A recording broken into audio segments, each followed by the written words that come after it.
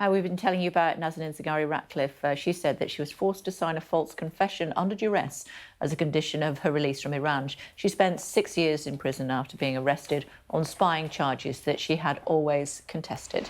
Nazanin's husband, Richard, friend of the programme, is with us now, as you can see. Hi, Richard. It's great to see you. I haven't chatted to you since she was released and brought back to the UK. How are things at home? I bet the baby's thrilled, isn't she? Yeah, no, that's right. It's a much nicer context to be having these kind of interviews now. And as you say, yeah, it's a whole new world for us, a lot more relaxed. Gabriella, very pleased to have her mum and dad back. I don't think I'd appreciated quite how angry she used to get. Now Nazanin's back, much calmer. I mean, there's a bit more navigating between the command of two parents, and rather than just having to manoeuvre her dad around her little finger.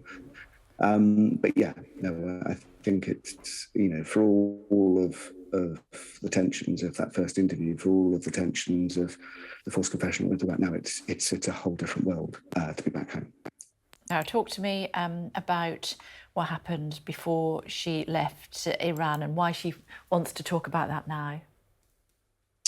Yeah, so just before Nazanin was allowed to leave the country, she was taken on two occasions. On the Monday, before she was taken to a Revolutionary Guard office in the middle of the night, well, late night, so 9 p.m.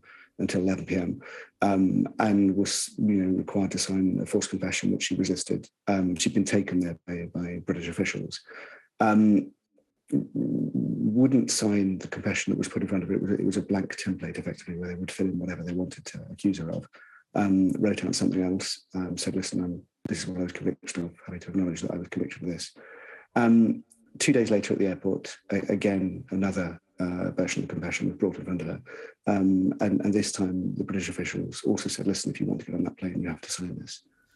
So very angry. I was, as you all remember, was sitting at home getting texts from her as to where things were, furious that it happened. Pleased that she's home, hugely pleased that she's home. But yeah, I think it was startling that the British government also required her to sign that confession. How concerned is she by making this public, that there might be challenges for her family back in Iran?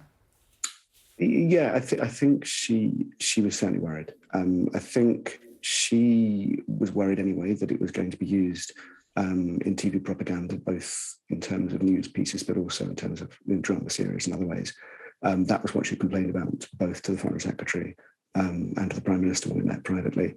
And yeah, I think generally the criticism she's made of the Iranian authorities, there's a worry as to what rebounds.